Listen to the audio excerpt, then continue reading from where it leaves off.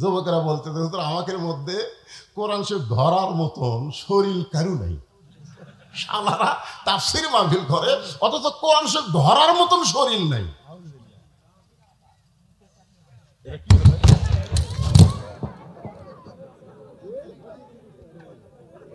চিন্তা করেছিলাম 10টায় তুলে দিবি, 12টার মধ্যে মোনাজাত হবে।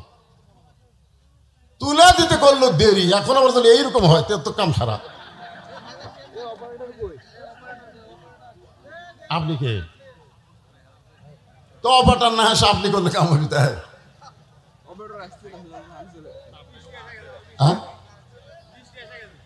কি আচ্ছা তো 20টা কি হবে?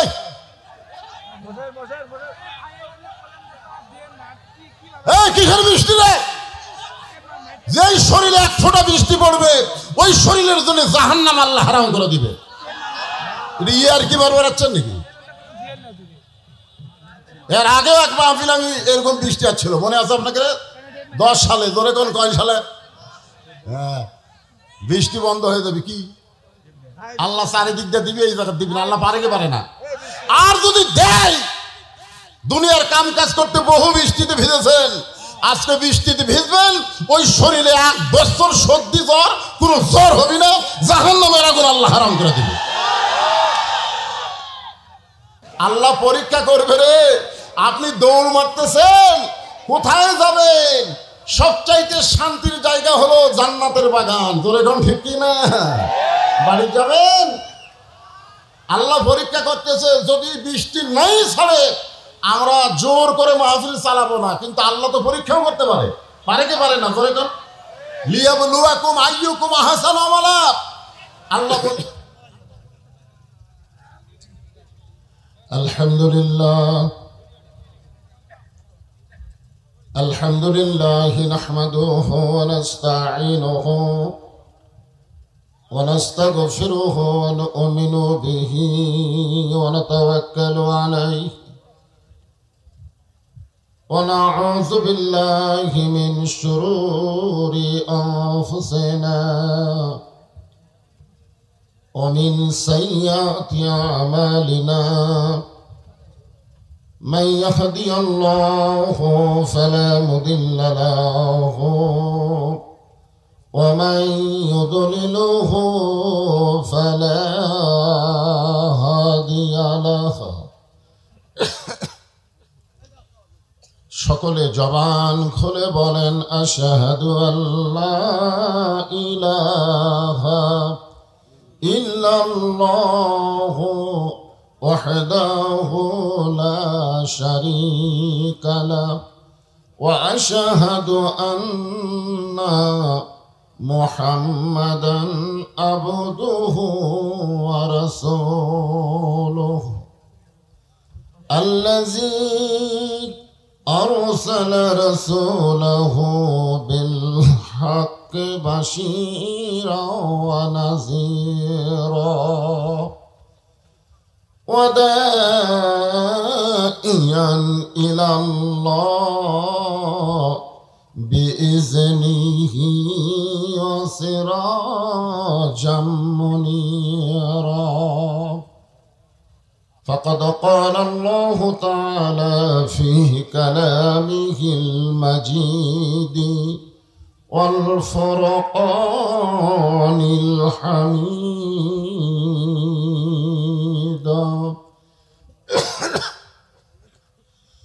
জবান খুলে সকলে পড়েন আউযু বিল্লাহি মিনাশ শাইতানির রাজিম। বিসমিল্লাহির রহমানির রহিম। ইয়া আইয়ুহাল্লাযীনা আমানুস্তাঈনু বিস-সাবরি ওয়াস-সালাহ ইন্নাল্লাহা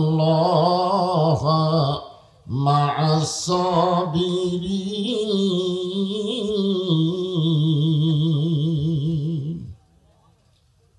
وقال رسول الله صلى الله عليه وسلم إن الجنة تشتاق إلى 5 نفر تالي القرآن وحافظ اللسان ومطعم الجيان ومفصل الأريان ومن صلى على حبيب الرحمن اللهم সকলে পড়েন اللهم صل على محمد وعلى آل محمد كما صليت على إبراهيم وعلى آل إبراهيم إنك حميد مجيد اللهم بارك على محمد وعلى آل محمد كما باركت على إبراهيم وعلى آل إبراهيم إنك حميد مجيد وقال الله تعالى أيضا يا أيها الذين آمنوا اذكروا الله ذكرا كثيرا وسبحوه بكرة وأصيلا لا إله إلا الله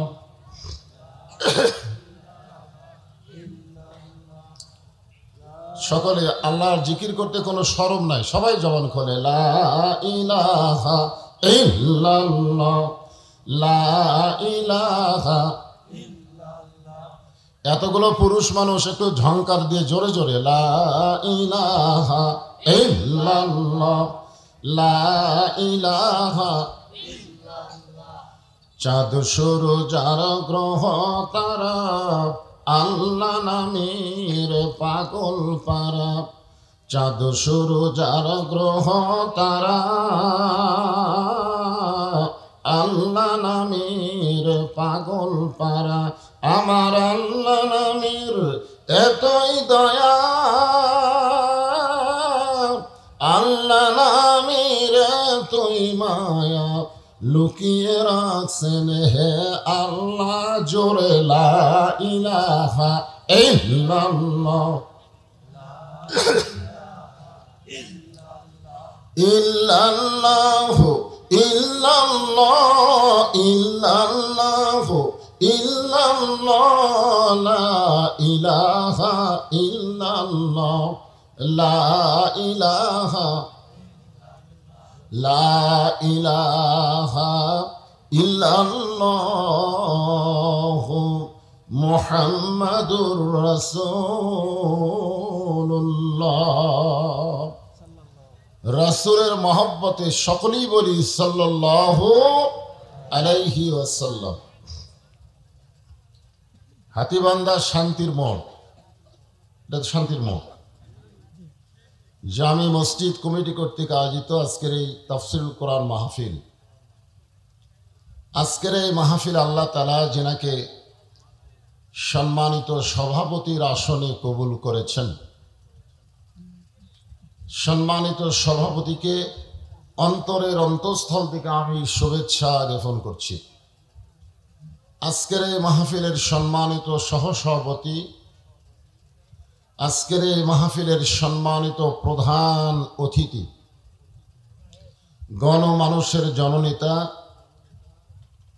সম্মানিত এমপি সাহেব ডক্টর মোহাম্মদ মোস্তফা আলম নান্নু সাহেব, আজকের এই মাহফিলে তিনি উপস্থিত হতে পারেন নাই, কিন্তু ওনার পক্ষ থেকে অনুদানও ঘোষণা করা হয়েছে, যদিও প্রকাশ্য হয়নি, মোটামুটি। তবে দোয়া চেয়েছেন, আমরা তার জন্য দোয়া করি। আজকের এই মাহফিলের সম্মানিত প্রধান কি পৃষ্ঠপোষক জনাব মোহাম্মদ আরিফুল ইসলাম সুমন, সার্বিক সহযোগিতায় যেনাদের নাম রয়েছে সম্মানিত বিশেষ অতিথিবৃন্দ যিনারা আছেন সকলকেই অন্তরের অন্তঃস্থল থেকে আমি শুভেচ্ছা জ্ঞাপন করছি। আজকের এই মাহফিলের সম্মানিত ওলামায়ে কেরাম, আপনাদের মাঝে মাঝে যে সমস্ত আলেম ওলামা বসে আছেন, মঞ্চে আছেন, মাগরিবের নামাজের পর থেকে যিনারা আলোচনা করে আপনাদেরকে শোনালেন, আলেম ওলামা সহ আজকের এই মাহফিলের বক্তাগণকে অন্তরের অন্তঃস্থল থেকে আমি শুভেচ্ছা জ্ঞাপন করছি। এই মুহূর্তে আমার সামনে যারা বসে আছেন, এই সাইডে কিছু ভাই দাঁড়িয়ে আছেন। হ্যাঁ, ইচ্ছা করলে বসা যায়, ইচ্ছা থাকা লাগবে, ঠিক কিনা বলে?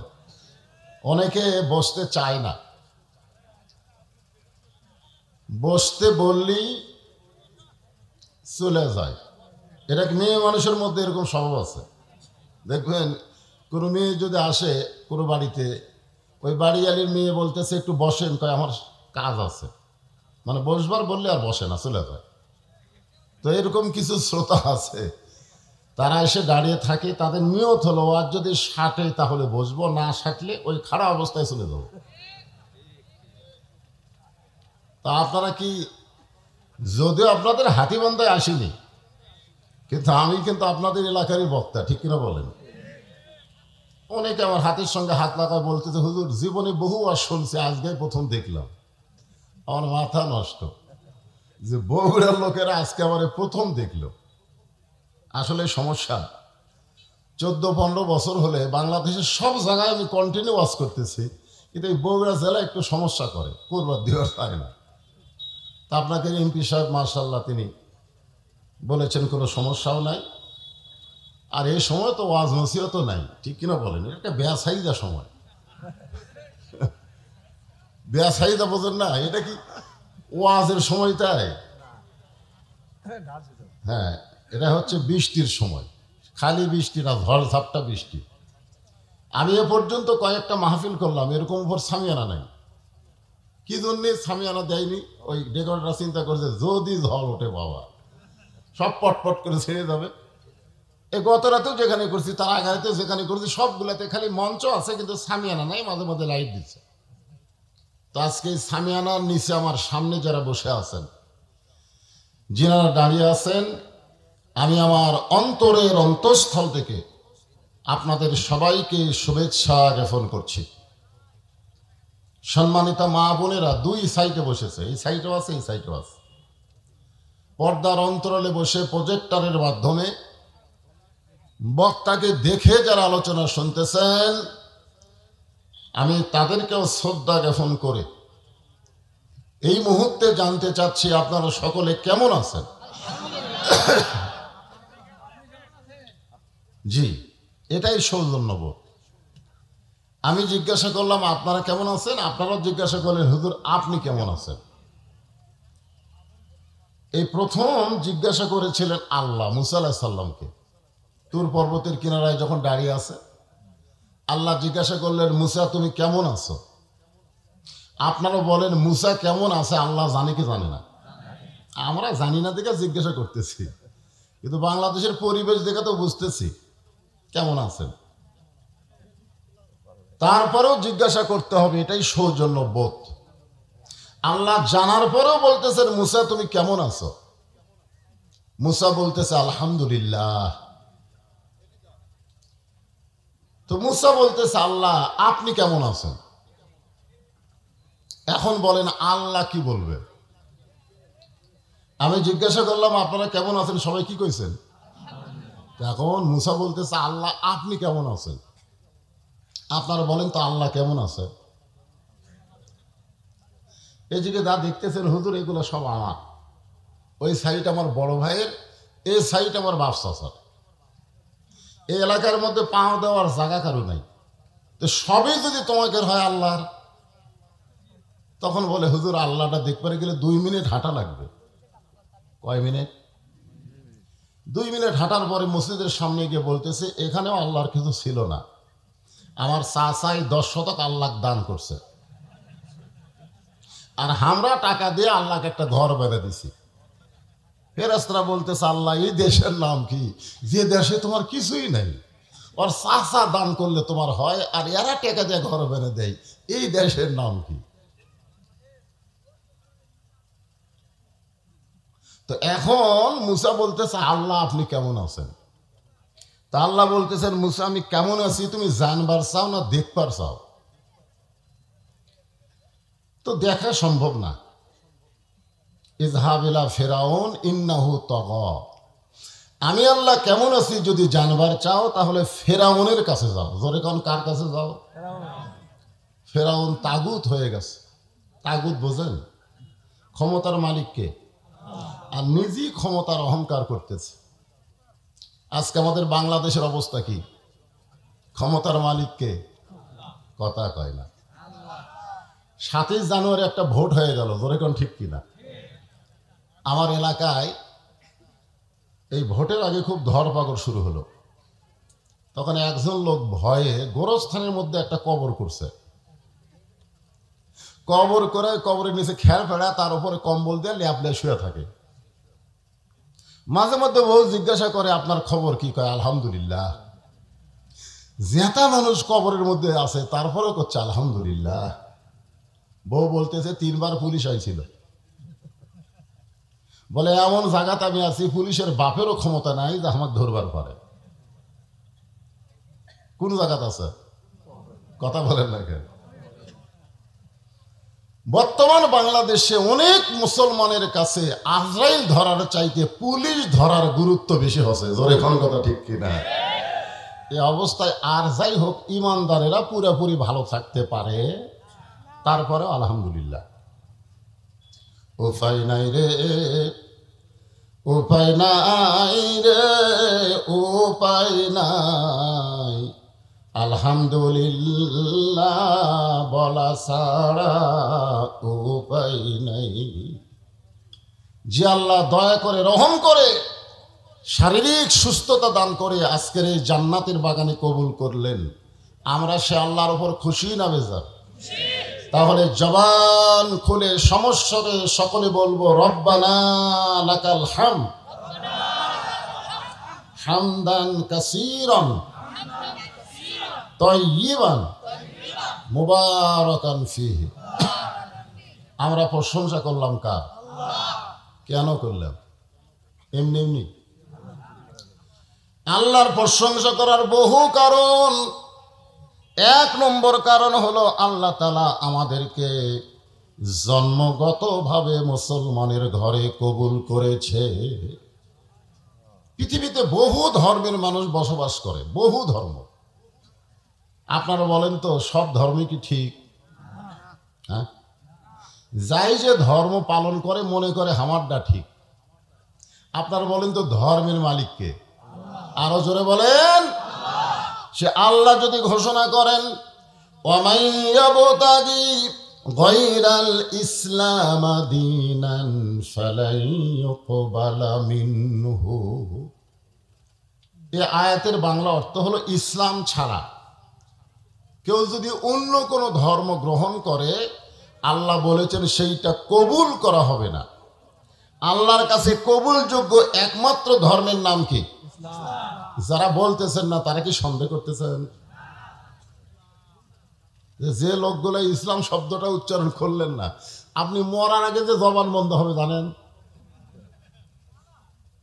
আল্লাহ রাসূল বলেছেন, কোন ব্যক্তি যদি সারা জীবন পাপ করে আর মরার সময় আল্লাহ আল্লাহ জিকির করতে করতে যদি মারা যায়, শুধুমাত্র আল্লাহ জিকির জবানে জারি থাকার কারণে আল্লাহ তার জীবনের তামাম গুনাহ মাফ করে দেয়।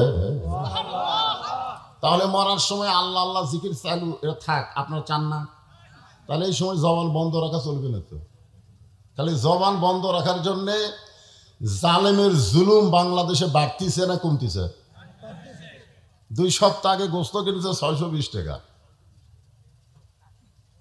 তো এখন জামাই আইছে, তো শাশুড়ি বলতেছে আজকে 1 কেজি দিয়ে হবে না, 2 কেজি আনেন। ওই 1300 টাকা লিয়া 2 কেজি কিনবার গেছে। কারণ 620 টাকা করে হলে 2 কেজির দাম কত? 1240, 60 টাকা ফেরত পাবে। 2 কেজি গোস্ত নেওয়ার পরে 1300 টাকা দিচ্ছে, 60 টাকা ফেরত পাওয়ার আশায় কসাই বলতেছে আরো 100। কে রে, কিনা নিয়ে গেলাম 620, আজকে আবার 700। সঙ্গে সঙ্গে ওই টাকায় দেখে কসাইয়ের কাছে দাও আছে, ওই খফ করে দাওটা দিছে, নিয়ে যাওয়ার পরে গোস্ত থোড়ে ওই খাটারে মারছে লাথি মাইরা কসাইয়ের মাথার উপর দাও তোলে, বলতেছে এখন বল কত করে কেজি। কসাই বলতেছে ভাই আপনি যা দেবেন তাই।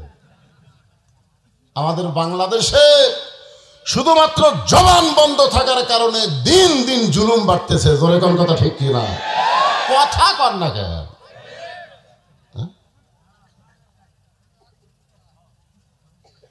আল্লাহ কোরআনে বলতেছেন যে ইসলাম ছাড়া অন্য কোনো ধর্ম কেউ যদি গ্রহণ করে সেইটা কবুল হবে না। এ কথার দ্বারা বোঝা গেল একমাত্র ধর্মের নাম কি? ইসলাম ছাড়া যত ধর্ম আছে সমস্ত ধর্ম কি বাতিল করলো না। আমরা একটা বাংলাদেশে নতুন একটা শব্দ বার আছে, ভুয়া। কি ইসলাম ছাড়া যত ধর্ম আছে সমস্ত ধর্ম কি? আরো জোরে জোরসে বলুন। আমাকে হিরো আলম যখন বই বলাতে গেছিল, বুঝলেন, হিরো আলম বগুড়ার বজলুর রশিদ, আর একটা হিরো আলম, আর একটা হলো মুশফিক। এই 3টারে গোটা বাংলাদেশে সব লোক ছিল। একটা নাম হলো বাইটা মুশফিক, ক্রিকেট খেলে, ধরে কোন কথা ঠিক কিনা। আর একটা হলো হিরো আলম, কখন কি করে আল্লাহ কঠিন। ও যখন বই মেলাত গেছে তখন সবাই বলছে ভুয়া ভুয়া। ধরে কোন কি বলছে? আর একজন বই মেলাত গেছিল চেংড়ি একটা বউ নিয়ে, শালা বুড়া মোস্তাক, বউ হচ্ছে চেংড়ি। এই বউটা যদি বোরকার মধ্যে থাকতো তাহলে মোস্তাক আহমদকে কেউ ভুয়া বলতো না। জোরে কোন কথা ঠিক না? ওই আবার বোরকা পরাইনি। আমি বলি কোনো বুড়া মানুষ যদি বিয়ে করবার চান শুনি, তাহলে বোরকা পরান, কোনো সমালোচনা হবে না, কেউ দেখতে পারবি না এর মধ্যে মাল নাকি। জোরে কোন কথা ঠিক না? শালা এই বোরকা ছাড়া লেগে গেছে ওই চেংড়ি। বইমেলার সবাই বলছে তো ভুয়া ভুয়া। জোরে কোন কি? আর একটা নেতা গেছিল বিসমিল্লাহটা ঠিক মতো খবর পারে না।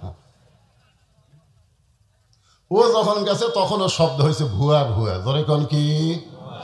আজকে মাহফিলে সকলের জবান থেকে শব্দ হবে ইসলাম ছাড়া যত ধর্ম আছে সমস্ত ধর্ম কি? এ কথা কার? আমরা জন্মসূত্রে সেই ধর্মে মুসলমান। রুহের জগতে আল্লাহ আমাদেরকে এতই ভালোবাসলেন, হিন্দু বৌদ্ধ খ্রিস্টানদের ঘরে না পাঠায়া সরাসরি আমাদেরকে মুসলমানের ঘরে কবুল করে নিলে। এজন্য খুশি না বেজার? তাহলে জবান খুলে বলি আলহামদুলিল্লাহ। আল্লাহর প্রশংসা করার কারণ হলো এমন একটা নবীর উম্মত আল্লাহ আমাদেরকে কবুল করেছেন, এমন একজন নবী যেই নবী নিজের জন্য কখনো চিন্তা করে নাই, চিন্তা করছে তার উম্মতের জন্য। সেটা কোন নবী রে?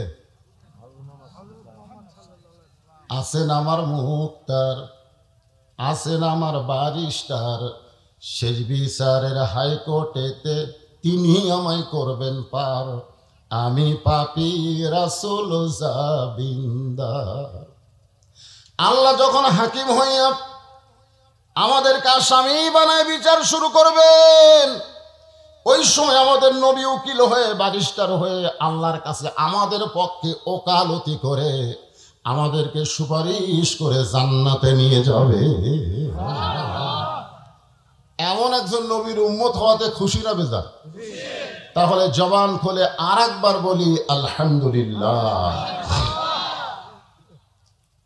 আল্লাহর প্রশংসা করার কারণ হলো যে কোরআন থেকে আপনারা তাফসীর শুনবেন, এই কোরআনের মধ্যে কোনো ধোঁকা। এতগুলো মরদ মনে হয় মেয়ে মানুষের কাছে, মেয়ে মানুষের জোরে কথা বলা যাবে না, কিন্তু মরদ মানুষ জোরে কথা না বললে চলবে? তা আমি বলতেছি কোরআনের মধ্যে কোনো ধোঁকা, গোজামিল, সন্দেহ, সেই কোরআন আল্লাহ আমাদেরকে দিছে। খুশি না বেজার?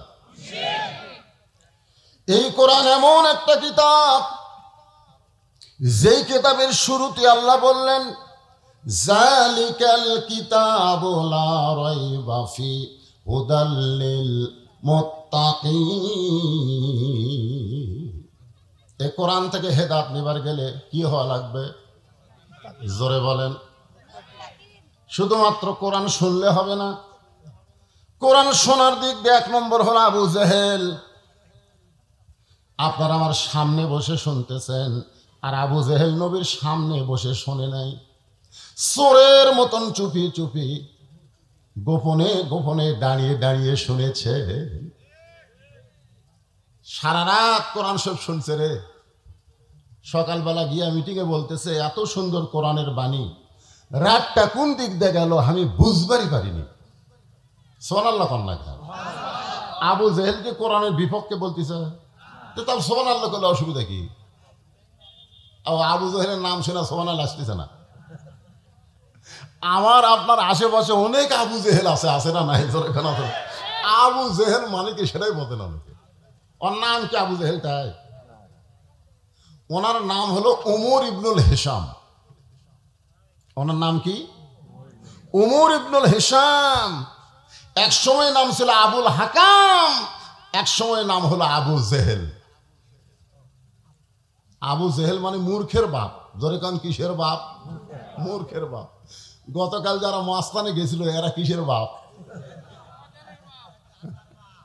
আয় আয়, আজকেও তো দেখলাম পাশে একটা চলতেছিল, বন্ধ হলো গেরা। জানে মাল উঠছে, এবার মাইক বন্ধ হবি না, বাপ বন্ধ করবি। জোরে কথা কর না।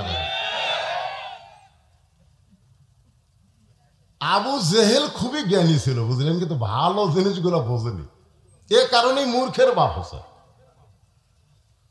সে আবু জেহেল বলতেছে এত সুন্দর কোরআনের বাণী, রাতটা কোন দিক দিয়ে গেল বুঝবার পারিনি। আবু সুফিয়ান বলে, নেতা, যে কোরআন শুনতে রাত গেল বোঝা যায় না, সেই কোরআন ধরলে অসুবিধা কি? এটা কিন্তু গুরুত্বপূর্ণ কথা। যে কোরআন শুনতেই রাত কোন দিক দিয়ে গেল বোঝা যায় না, সেই কোরআন ধরলে অসুবিধা কি? আপনারা বলেন, কোরআন কি শোনার জন্যে না ধরার জন্যে? কথা কন না কেন ভাই? আপনার কি সবাই কোরআন সব ধরছেন? ধরছেন? পীর গছ আশেপাশে পীর গছ আছে না নাই? পীর গছ গাবতলির মধ্যে তো, ওখানে যুবকের একটা মাহফিল করে প্রত্যেক বছর, তাফসির মাহফিল। 100-র উপর যুবক সদস্য হয়ে মাহফিলটা করে। তা আমারে দাওয়াত দিছে, আমি যাই দেখি টেজে উপরে এরকম কোরআন শরীফ নাই। তা আমি বললাম, ভাই, এই যুবকেরা যারা মাহফিল করতেছেন একটা কোরআন শরীফ এনে টেজের উপর দেন। এই কথা বলার কিছুক্ষণ পরে দেখি মসজিদের মুয়াজ্জিন সাহেব কোরআন শরীফ নিয়ে আসলো। আমি মুয়াজ্জিনকে বললাম, আপনি কি মাহফিল কমিটির মধ্যে আছেন? তাকে, না হুজুর, আমি মুয়াজ্জিন। তা আমি বললাম, যারা মাহফিল করতেছে তাদের মধ্যে কেউ কোরআন শরীফ এনে দিবে, তো তারা না দিয়ে আপনি দিলেন কেন? মুয়াজ্জিন খালি মুচকে মুচকে হাসে, মানে গুমর আর ফাঁস করে না। ওয়াজ শেষ করার পরে ওরা বললো, হুজুর আগামী বছরের ডেট দেন। আমি বললাম, কেন? বলে, ওয়াজ সেই সাটছে হুজুর, ডেট দেওয়াই লাগবে। ডেট দেবো পরে, আগে তোদের মধ্যে কোরআন শরীফ কেউ নিয়ে আসলো না, মুয়াজ্জিন কেন আনলো বল? যুবকেরা বলতে, হুজুর আমাদের মধ্যে কোরআন শরীফ ধরার মতন শরীর কারু নাই। শালারা তাফসীর মাহফিল করে অথচ কোরআন শরীফ ধরার মতন শরীর নাই।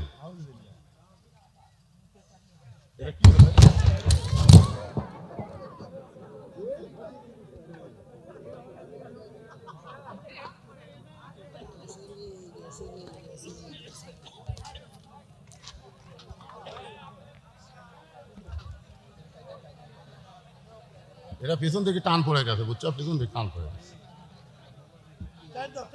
এই কোনটা মাইক রে? এটা না এটা? হ্যাঁ, যাও তুলে দাও, চালু করো।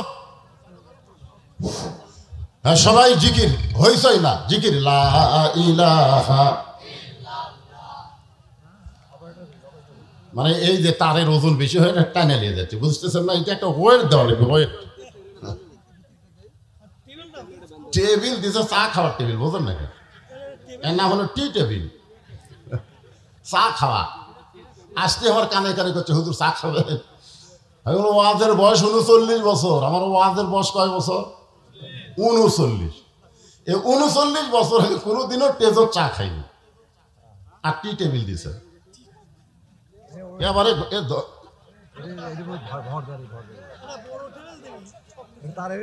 এশার নামাজ আসে এখানে পড়লাম।